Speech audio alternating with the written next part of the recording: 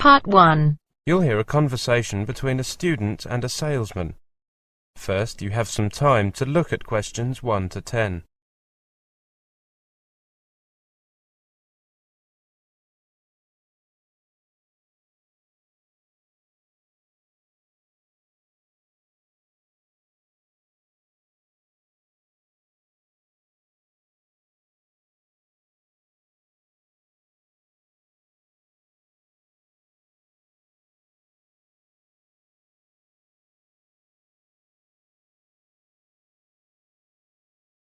Now listen carefully and answer questions 1 to 10.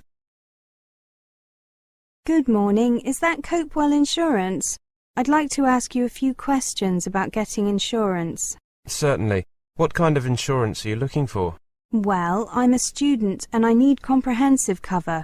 You know, against theft, damage, legal problems. I see. Students are unfortunately attractive targets for thieves.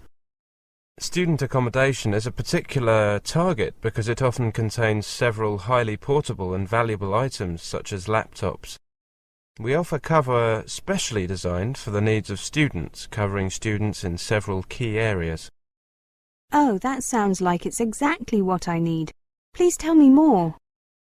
Well, the first area we cover is room contents.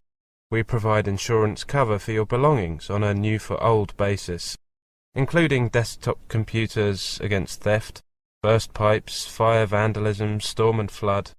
Does that also cover me if I live in university accommodation? Yes, it does. It also covers any shared areas in your accommodation and anything you leave in locked storage on campus at any time.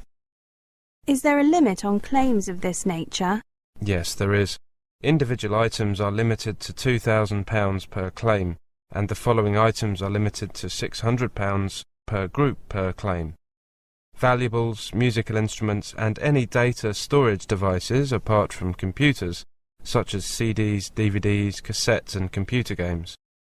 Clothes are limited to a maximum of £250. However, cover for items above these amounts is available for an additional premium. I see.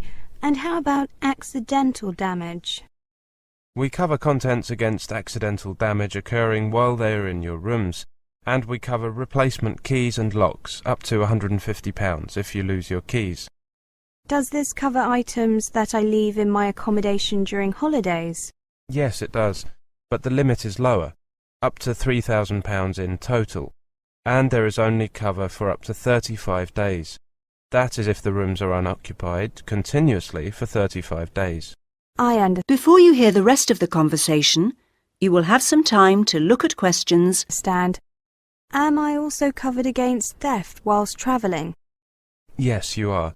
I should also point out that your mobile phone is fully covered, and the insurance covers any airtime abuse by the thief up to £150. Great. What about legal and health problems?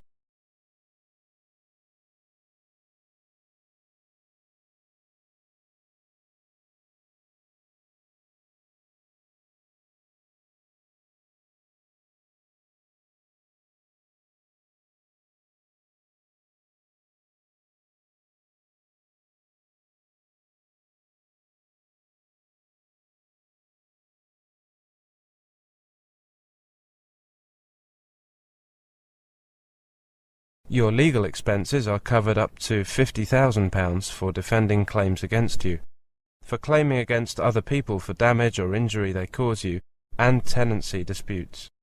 The last one is particularly useful for students. Course fees you have paid or are liable to pay in the academic year, up to £5,000 in total, are also covered.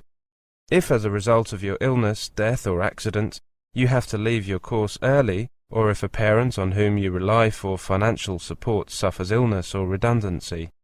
That sounds very comprehensive indeed. Does the special introductory rate still apply? It says here that it's valid until the end of June. Yes, it's still valid. There have been no changes in the terms of the offer.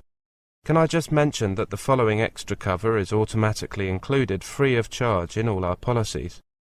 Our 24-hour helpline, providing advice and counselling on health, drugs, debt, housing, legal and welfare matters, cover for your personal legal liability of up to £1 million, loss or damage to property on loan to you up to £500, loss or damage to your landlord's property up to £5,000, credit card theft up to £500, injury and damage to possessions by mugging or assault up to £5,000, and accidental death of a parent or guardian £5,000. That's exactly what I'm looking for. A fully comprehensive package. I'll come to your office this afternoon. Should I come to see you personally, or...? You can ask for me. My name is Stevens. Right. My name is Shipton. Annie Shipton. Okay, I'll see you this afternoon. We normally close the office at 5, but I'll be here until 6 today. Thank you. I should make it before then. Goodbye. Goodbye. That is the end of part 1. You now have half a minute to check your answers.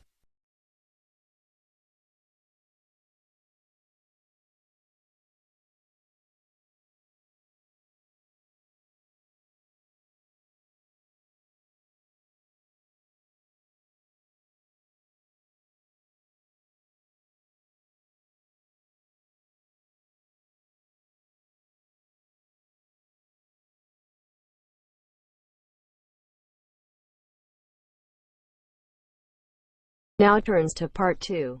Cut 2. You will hear a lecture. First, you have some time to look at questions 11 to 20.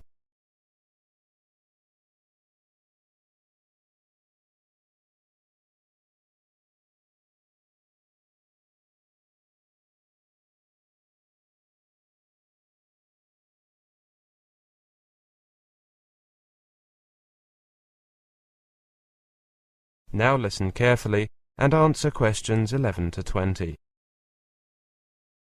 Welcome to the university. We consider ourselves to be one of the UK's most progressive and innovative universities.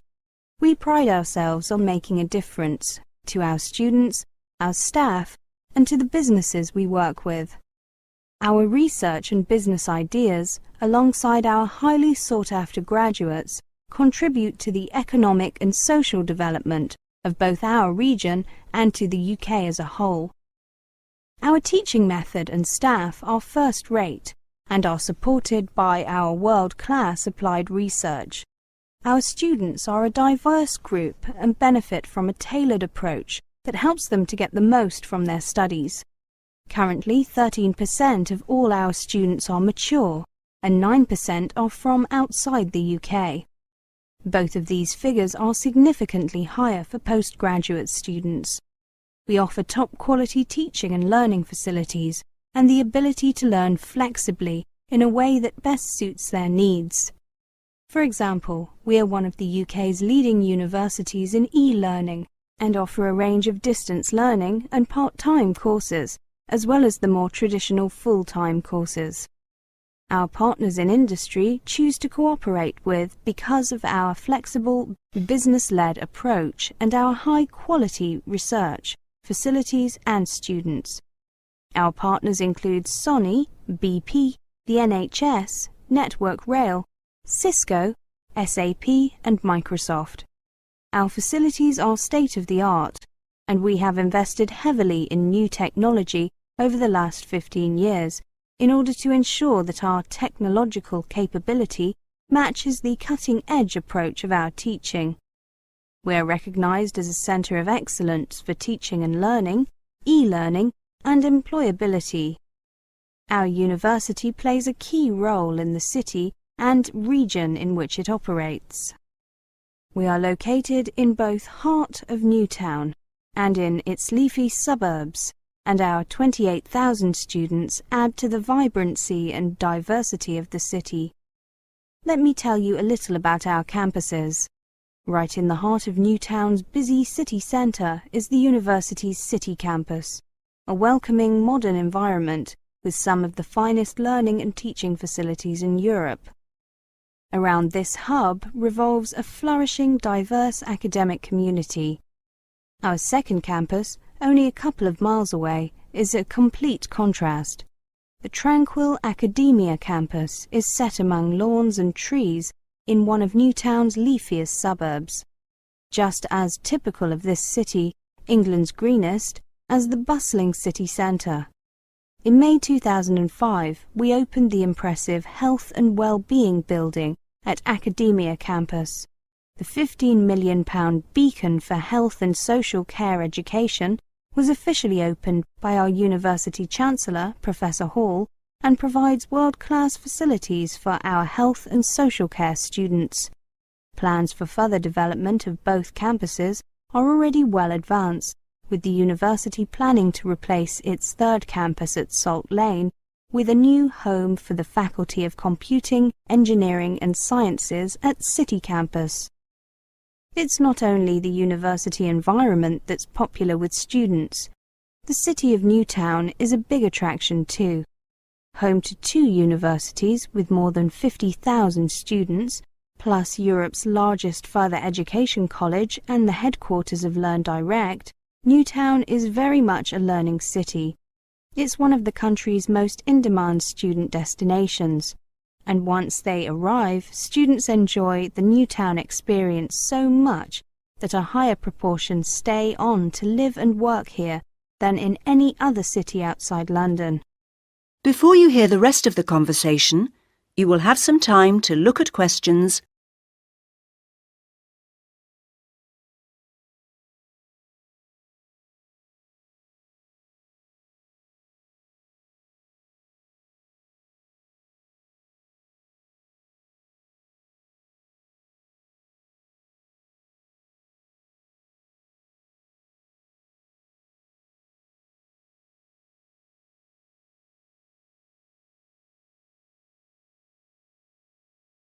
Now, with regard to accommodation, our accommodation services offer a friendly, free service to help you find the right place to live in Newtown.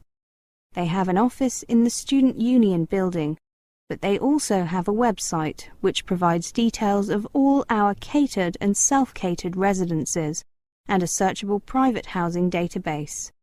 The university guarantees to offer all first-year students accommodation of a reasonable standard in university-owned accommodation or in the private sector. On the website, we have also tried to answer some of the most frequently asked questions and provide some useful help, advice and information on how to apply for accommodation. If you can't find the information you are looking for on our website, go into the office where our staff are happy to answer any questions you may have, or you can contact them by phone, fax or email. The university is sensitive to the accommodation needs of individuals and provides both single-sex accommodation and accommodation that is suitable for students with disabilities and special requirements. We also cater to the needs of mature and international students. That is the end of part 2. You now have half a minute to check your answers.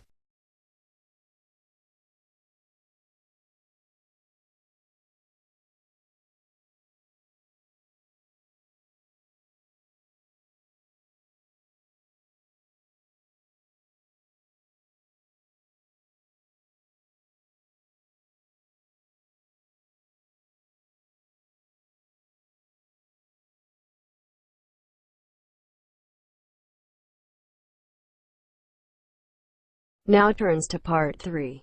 Part 3. You will hear a conversation. First, you have some time to look at questions 21 to 30.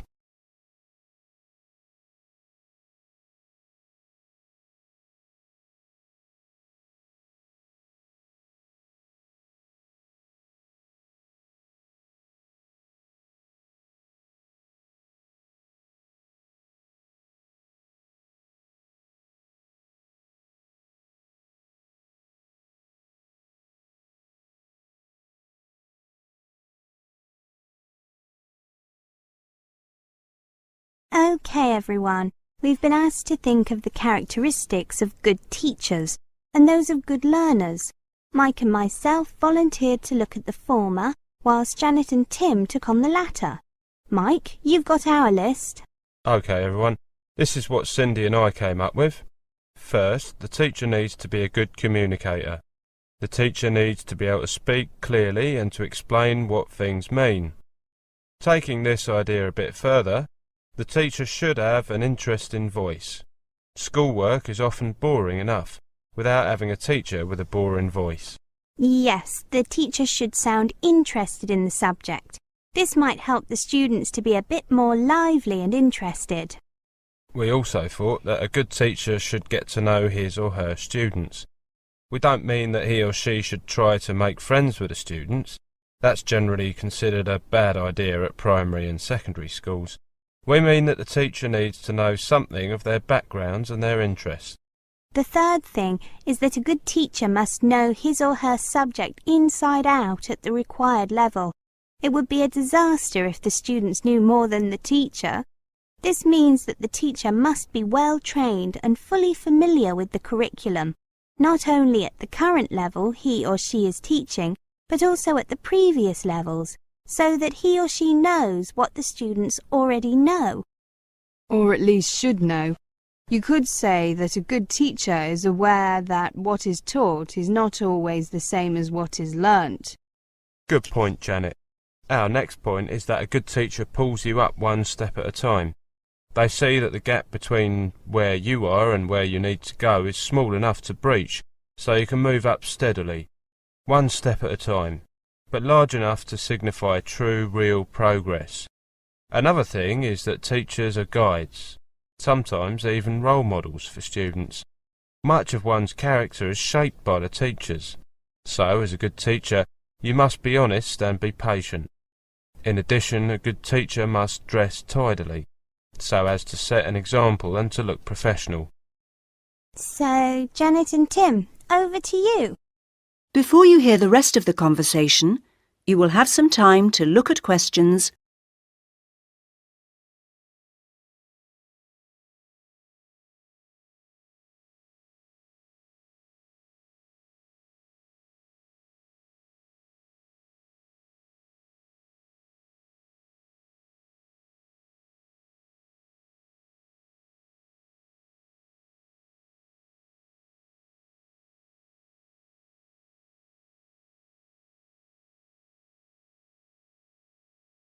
Well, we come up with a whole list of things. First, a good student is active. This encompasses a wide range of things, not only getting on with the work assigned to them. For example, a good student will ask questions, particularly when they don't understand something, or for confirmation. He or she is motivated to learn and has study goals, either general goals, such as getting into university, or specific goals for things that he or she wishes to learn in the next month. A good student is disciplined. Now, we don't just mean good behaviour. We mainly mean that he or she has the discipline to stick to a good study routine. This includes reviewing and previewing work. Tim will tell you what else we thought of. We also thought that a good learner focuses on finding reasons why to do something, not on reasons not to do something. Poor students usually tend to offer the immediate response, but, "Yeah, I've seen that a lot." Haven't we all? A good student is aware that learning often happens days or months later. It is not always linear, and it is not always immediate. He or she sees learning as a long-term project, rather than modularizing, if you like, into clusters of to-dos, example. Preparation for an exam. Many students will not do anything until about 2 weeks before a test and then cram. Then they wonder why they didn't do well. Exactly. Any other ideas?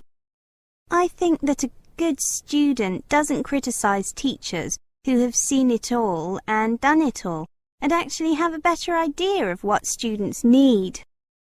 Nor do good students blame a teacher for his or her own lack of application. He or she accepts suggestions and tries to incorporate them into their learning.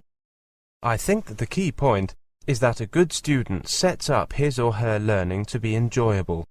That is the end of part 3. You now have half a minute to check your answers.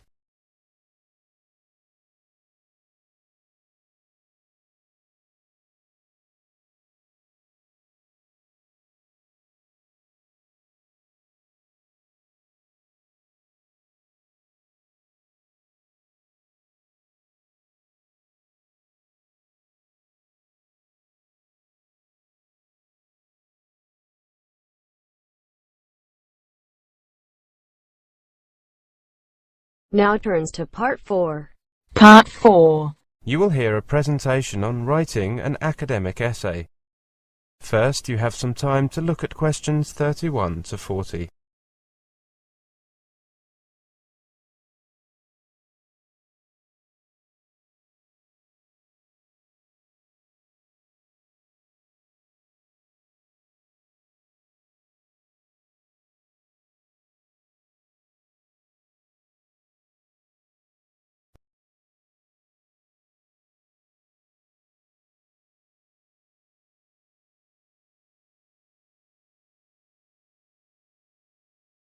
Welcome to this first presentation on writing an academic essay. A university essay can be thought of as an extended answer to a quite specific question that has been posed by your lecturer. A key consideration for lecturers when they mark students' work is whether the essay before them is relevant. That is, whether it does in fact provide an answer to the question being posed. For this reason, it is important when you prepare to work on an essay that you spend a reasonable amount of time reading and mulling over the essay topic so that you understand precisely what is being asked. This involves identifying and thinking about key words in the topic. Among other things, this tutorial on essay writing is based on the following topic. In the last 20 years, rates of divorce have risen significantly in Western countries. Critically analyze some of the different explanations given for this phenomenon. In your discussion, you should consider what implications these explanations might have for social policy. Implication is a common term. Implications can be thought of as a set of ideas that follow on in some logical sense from a preceding set of ideas. In the case of this essay, the preceding set of ideas are the explanations for rising divorce. What is required then is that students consider what social policies might follow on from each of the different explanations considered. Note that the word phenomenon refers here to rising divorce. This means that the essay will need to be concerned with explaining why divorce rates have risen. Different explanations suggest that different analysts have come up with a variety of reasons for this happening. To critically analyze means to assess the value of some entity with respect to its strengths and weaknesses. This entity may be a theory, a policy, an argument, a piece of research, etc. In the case of this essay topic, what needs to be evaluated are the different explanations given for rising divorce. This proposition is central to the essay topic. Clearly, the essay will need to be concerned in a general sense with the subject of rising divorce. It is also important to note those terms which limit the subject in some way. In this case, to a particular place, Western countries, and to a particular time, the last 20 years. I asked 3 different students, spent some time analyzing the divorce essay topic. On the following 3 slides, you can read each of their interpretations of the topic. After reading each, decide whether you think it is a reasonable interpretation of the topic. This slide shows student A's analysis. This essay topic is about divorce in Western countries. I would look in detail at statistics for divorce in various countries.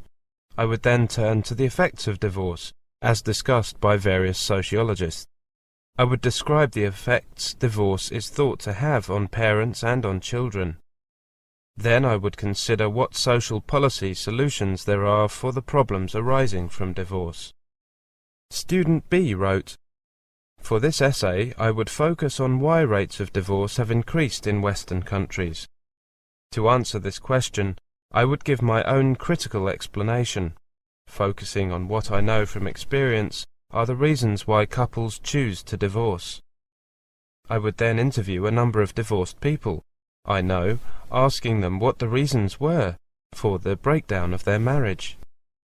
I would then consider current social policies relating to divorce and find out how well the people I interview have coped since they were divorced."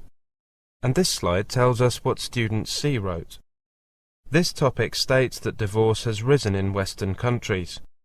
First, I would want to find out if this is the case by looking at statistics from a number of countries.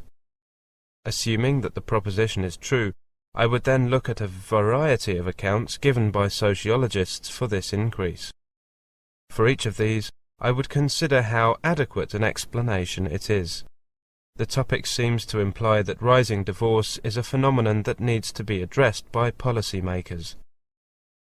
I would then think about what sort of social policy positions might follow on from each explanation. Having read the three interpretations, in your opinion, which seems the most reasonable interpretation? Ah, yes, I think you've got the answer. Of the three interpretations, student 3's would be closest to what is required.